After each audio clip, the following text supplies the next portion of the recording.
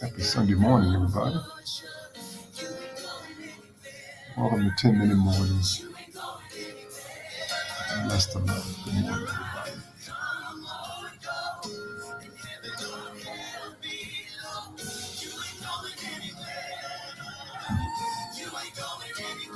Hey, Picasso. Happy day after your birthday. Raya. Praying for you still. Becky Hamilton. Sounds like an athlete's name. Shannon. Kind Marie. One of the greatest families that I know. Jews are true. Pastor Poole, all our people, good to see you.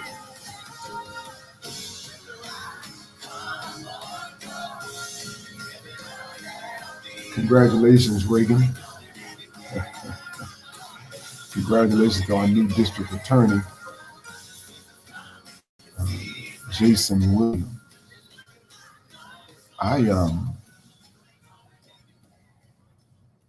I want to dedicate today's idea with him in mind.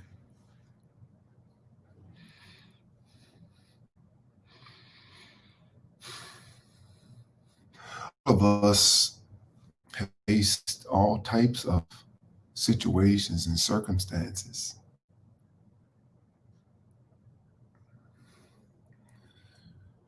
All of us have faced attacks.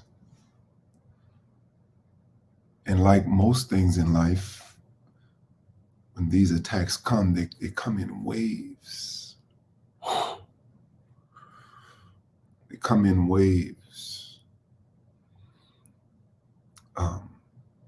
And it's insurmountable at times. The story of David and Goliath has more revelation than you can ever imagine in your life. Well, most of us know the story. David is getting ready to go to the next level in his life. Whenever you get ready to go to the next level of your life, the level of your attack is going to increase. The level of your attack is going to increase. He'd already killed the lion. He'd already killed the bear. So here comes this Goliath, this giant. History bears out that he is somewhere between 9 and 13 feet tall. And he was an intimidating sight to behold. It took 6 grown men to carry his shield in. That's how big he was. The coat that he wore was made of iron and steel. He was humongous. And here is Goliath's trick. His name actually says who he is, and he did the same thing. He would talk to him every morning and every night. Quite specifically, the word said every morning and every night, because Goliath understands psychology. And scientific research would tell you that whatever you do first thing in the morning has a tendency to stay with you all day. The last thing you do at night has a tendency to stay with you through your dreams. That's why you have to watch what you're watching on television before you go to bed. You'll carry that into your subconscious mind, into your dreams. And Goliath would just talk to him over and over and over again, what he was going to do, what he's going to do. Let me tell you how the enemy talks to us. He doesn't talk to us about the area of our strength. He talks to us through some point of weakness, some flaw, some failure, some gap, some separation. And Goliath would talk to him And here comes David. He's outnumbered. He doesn't have the size. And yes, he's got some challenges with his past. David does. And he noticed something about Goliath. That Goliath's hands were gnarled. Goliath's knees were too big.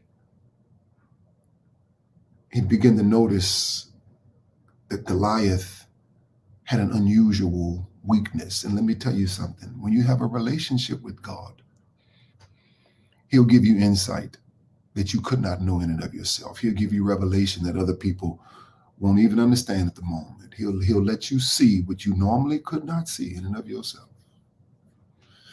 And David is standing back, and he doesn't even have much to fight with.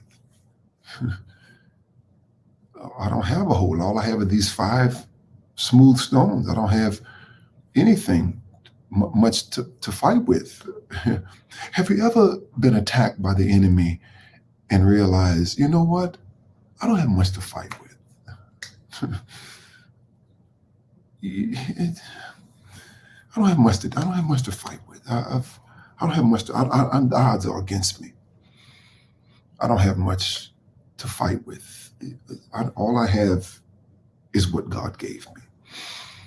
He gave David 2 things. He gave David, first of all, a revelation in the middle of his worst situation.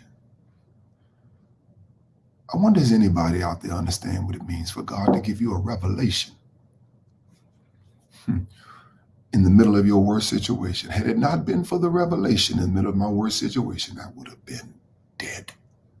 I wish somebody would wave at me. I can't see you. I can't say touch your neighbor. I can't do that. If y'all just acknowledge, if you just acknowledge, let me know you're there. Just wave at me. I'll say, I've gotten revelation in the middle of a bad situation. If I didn't get a revelation in the middle of my bad situation, I would be dead. I would be dead. If some of y'all didn't get a revelation in the middle of the bad situation, you would have still been in that relationship, and they probably would have killed you by now, or you would have killed them. A revelation. He got a revelation about something. That Goliath was not designed, Reagan, to win. He wasn't built. He was only built to intimidate.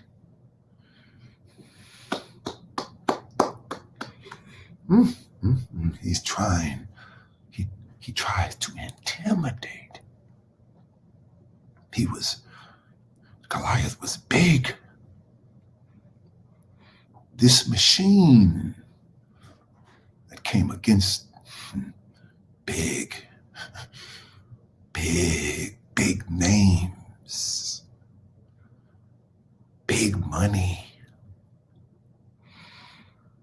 Man, this thing is big. Yes, Goliath was big. But he wasn't designed to win. He was only designed to intimidate. What does it mean to intimidate? It means when you are timid on the inside. When you are timid on the inside, he tries to intimidate you, scare you to death.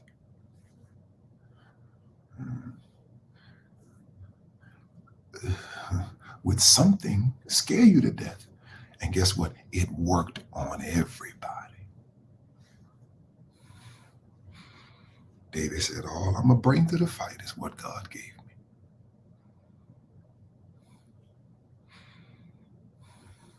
These 5 smooth stones.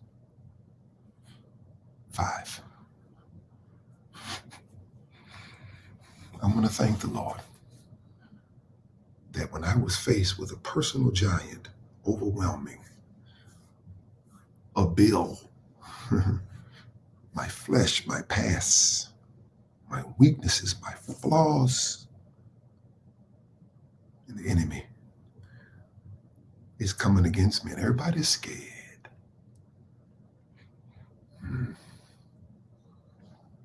Great God that you are. See,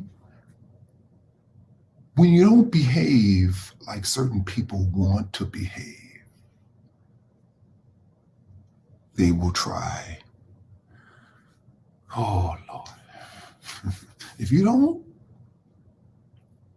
do what certain people want you to do, when they want you to do it, how they want you to do it.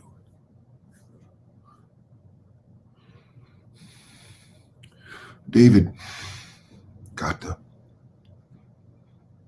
he had a revelation. Thank God for a revelation. Thank God for a revelation. If you didn't get that revelation, great God, he got a revelation and then he had a rock. Mm-hmm. I got a rock. I got something I can hold on to. I got a rock. Everybody, if I was at church right now, I'd touch a neighbor and tell them I've got a rock. Mm-hmm. Lead me. Mm-hmm. When my heart is overwhelmed, mm-hmm, lead me to a rock that is higher than I. God, I want to thank you. Thank God for Jesus. I appreciate all the other fellows. I appreciate all the other contributions they've added to spirituality. But I thank God today for Jesus because he is the rock. I got a rock. I got a rock. I got a rock. I got a revelation in the middle of my situation. I got a rock in my hand. But then you know what God gave me? God gave me a rag. The slingshot wasn't nothing but a rag. That's all it was. It wasn't fancy. It wasn't all of that. It wasn't all this cute stuff. It was a rag. He gave me a rag. He gave me a revelation, a rock, and a rag. What is the rag for? The rag I'm going to use to clean up my past. I'm not going to go back into the same stuff I used to do. No. You delivered me. You gave me a revelation. I got a revelation. I got a rock, and I got a rag. I got something I can use. Come on, ladies. Sometimes all you need is something to tie that head back. Let's go to work now. I got a revelation. I got a rock. I got a rag. Thank you, God. Enemy came against me, talking all day and all night. What are you going to do? What are you going to do to me? Because of something, some mistake, some flaw, some error. But you know what is good to do? I learned a lesson, Reagan, right in the beginning, and I knew then that it was over. Jason, right in the beginning of it, did something that most people would not do when they are faced with a situation. You know what Jason did? Jason revealed, third R, fourth R, revealed it himself.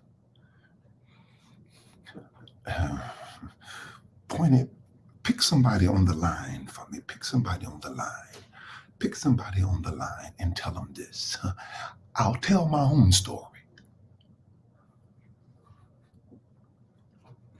You did this, you did that, you did this, and you come back and say, yeah, I've got problems too. I face some of the same issues you do. Who ain't dealt with the IRS? Who ain't dealt with their flesh? Who ain't dealt with overspending? Who ain't dealt with crazy relationships? I'll tell my own story. Thank you. If I ever ran for office, I don't think I will. I think I'm called to do this. But if I ever did, I say, yeah, I did this. I had smoke a little weed every now and then. I drank too much sometimes. I had too many girlfriends. I was in the wrong place. I did crazy stuff. I tell my own story. Revealed. David, I believe it's the New King James Version, said he started to wind the rock up.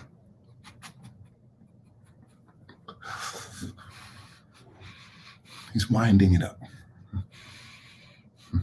It's coming to an end. It's coming to an end. It's coming to an end. Things are getting ready to wind up for you. It's coming to the end. All these shifts in position. It's winding up, Mr. Trump. It's winding up. I'm sorry. You can try all the things you did. It's winding up. It's winding up. It's winding up. It's winding up. It's winding up. It's winding up. It's winding up.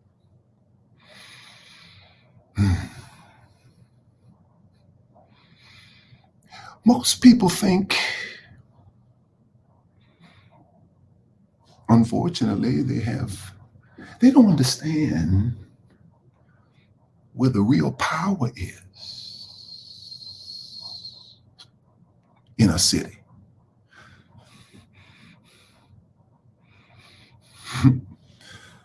Oh, they don't know where the real power. We know where the power is. Yeah. When he hit Goliath, he hit him in his head.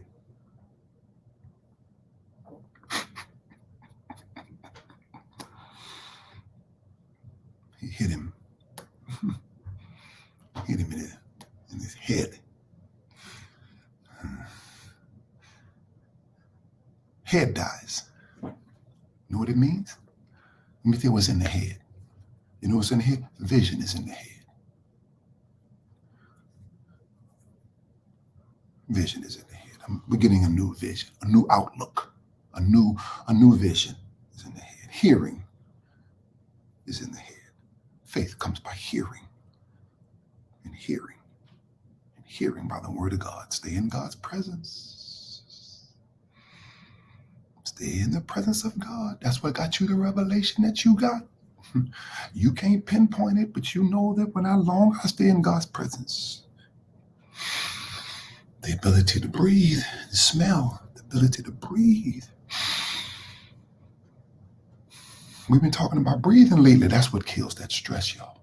Nose breathing.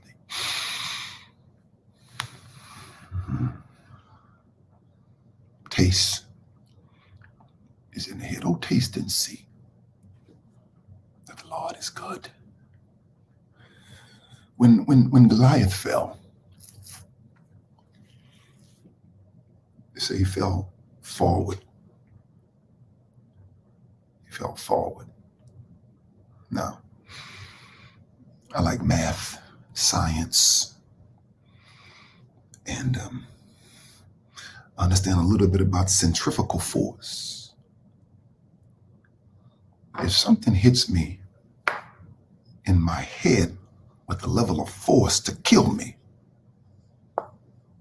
then I should fall backwards.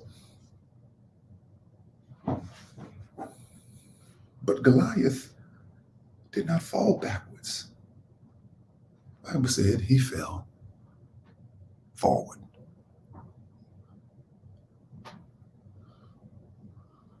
He ended up on his knees. That at the name,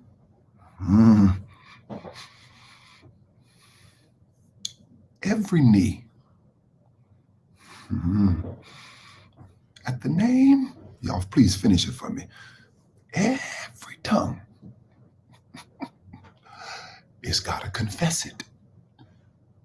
Confess what? That what God said was going to happen. Regardless of your machine, regardless of your money, your commercials,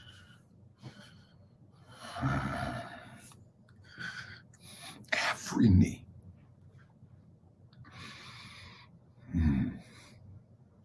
I dedicate this to my friend.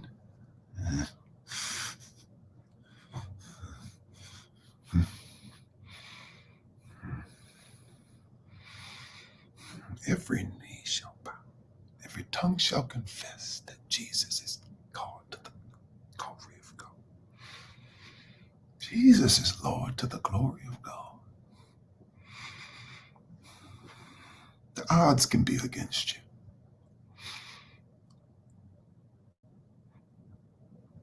Your flesh can be against you.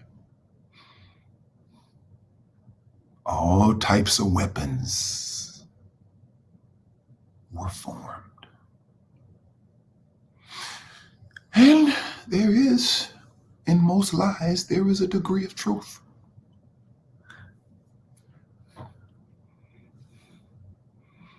I'm a loyalist. I'm very, very loyal. If I'm your friend to the end. I don't care what they said you did. You know what I'm saying? As long as you don't do it to me, I'm your friend to the end. People,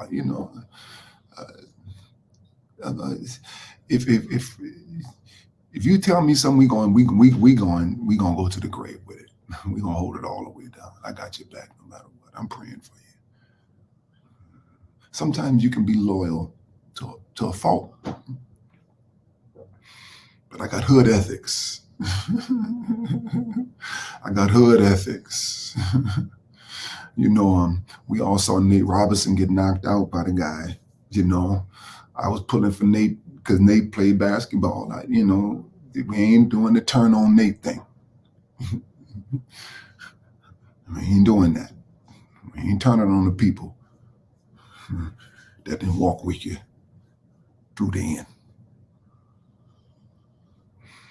Congratulations, Mr. District Attorney.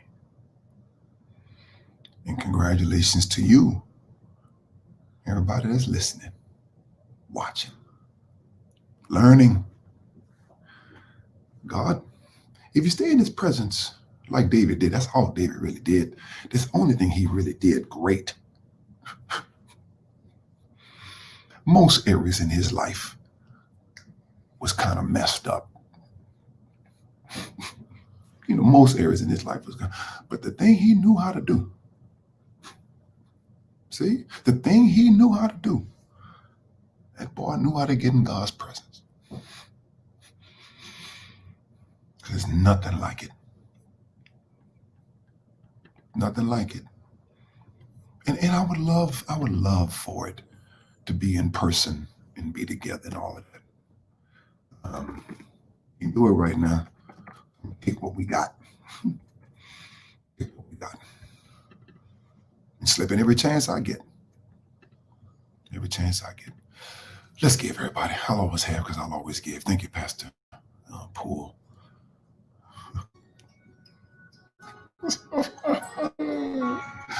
Oh, boy. I feel like running. Because I've had some situations. I've had some situations where the odds were totally stacked against me. I've had some situations. While you're giving, let me give you mine. Let me tell you a story. True story. I promise you this. I was working for this particular company. And something came up missing. And there was this huge investigation.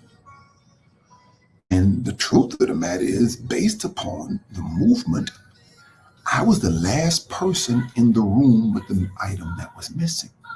I was the last person. And everybody began to blame me for taking the item.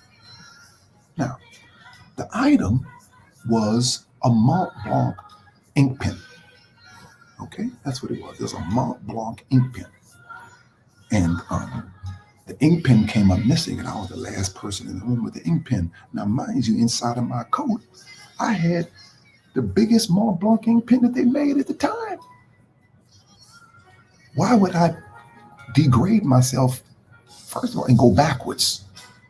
Let's give, everybody. Everybody give. Let's give. First fruit to whom a tithing trust. Let's all give. All right? Why would I, TTT, to whom a tithing, take someone I already had something better? Why would I steal that? Blessings to you, Cynthia Ida. Bless you. Taruma, bless you. Pastor Poole, I saw you. Picasso, Connie. So they started accusing me of taking a pen. Now, at that particular time, because I was addicted to dairy, my sinuses were always bad. I had allergies, always sneezing, blowing my nose and all of that. And they said that because he's sneezing and stuff, that he's on drugs. Me, I'm on drugs. So the story was, I'm on drugs. So I stole a pen to sell the pen to make some money, so I can take care of my habit. Right? And I was like, what? All right, you know? And so this investigation went on and went on and went on and went on. And next thing I know, I heard somebody go, whoa! The whole office, they ran in before we knew it. And the person who had accused me of stealing the pen came up and said, look what I found. Now, had I gone to court, I probably would have lost. Because of the influence of the people that was coming against me, I probably would have lost. Because I was the last person in the room, I probably would have lost. I probably would have lost the case because they had all the evidence built against me. Yeah. Before you can hide it, before you can do it, you screamed. Before you know, we all ran in there, and there it was. Sometimes the odds can be, I know what it's like to have the odds against you. And to everybody around you, I looked so guilty, but I knew I was innocent. But had I gone to court right then, I probably would have lost. But to God be the glory for the revelation, for the rag, for the rock, for the great reveal, and for the power of the Spirit. Let's get everybody together. There's nothing like the presence of God. David didn't do a whole lot right. He didn't do a whole lot right, but he knew how to do that. All right, y'all. We love y'all. 9 o'clock, Pastor Frank and I are going to dig so deep into this incredible teaching on these gaps, on these gaps, on these gaps. 9 o'clock, we'll be on talking to you. And then tonight, we're in 21 Days of Love. Tonight, 7:30. Y'all know how we do it. We just need you to make sure you invite somebody, you share with somebody, you help us to evangelize, electronic evangelism, okay? Electronic evangelism is when you use your device to send them the link. Send it right at 9 o'clock. Send it right at 9 o'clock. Don't do group, because everybody get frustrated with these group messages. No, don't do group unless you're not in a group, but if you don't, just individually, boom, boom, boom. Just 4 people, that's all. Just 4. Let's change the world again. All right, let's transform the world. Let's transform the world. All right, love, y'all. Love, live, inspire. Congratulations to the new district attorney, our friend Jason Williams. Love y'all. Have a great day. Message for you, man.